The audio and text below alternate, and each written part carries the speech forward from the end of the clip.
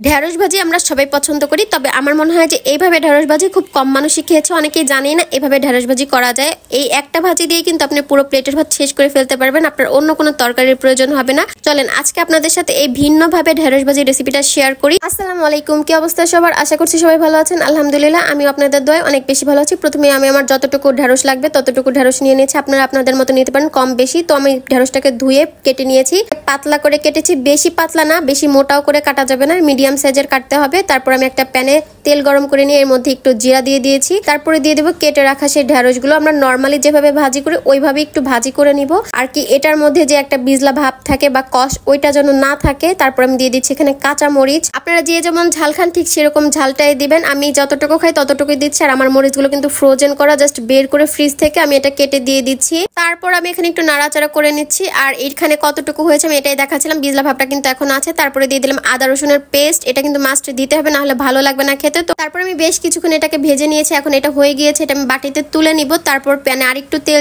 দিয়ে দিচ্ছি রসুন কুচি, তারপরে দিয়ে দেবো পরিমাণ মতো হচ্ছে পেঁয়াজ কুচি। এটা দিয়ে ভালো করে নাড়াচাড়া করব, ভালো করে একটু পেঁয়াজটা যখন হাফ ভাজা হয়ে যাবে, মানে আধা সেদ্ধ হবে, ঠিক তখনই হচ্ছে গিয়ে 2টা ডিম ভেঙে দিবে এটার মধ্যে।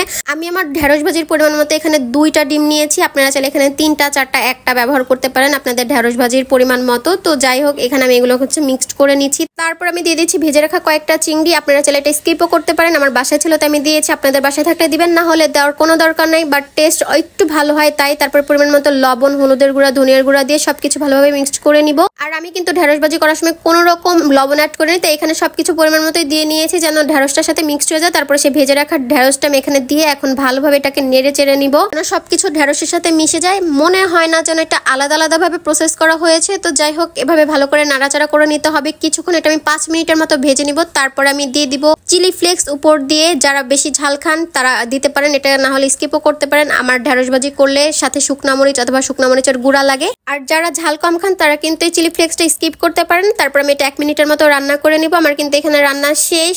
সো আমি আপনাদেরকে বলবো আপনারা একবার হলো বা সেটা ট্রাই করবেন, অনেস্টলি এটা অনেক বেশি মজা হয় খেতে। এই আইটেমটা হলে আপনার অন্য কোনো রেসিপির প্রয়োজন হবে না, আপনি পুরো 1 প্লেট ভাত শেষ করে ফেলতে পারবেন। তো আজকের মতো ভিডিওটা এখানে শেষ করছি, ভালো লাগলে একটা লাইক কমেন্ট শেয়ার করে দিবেন, দেখাবে নেক্সট কোনো ভিডিওতে। সবাইকে আল্লাহ হাফেজ, আসসালামু আলাইকুম।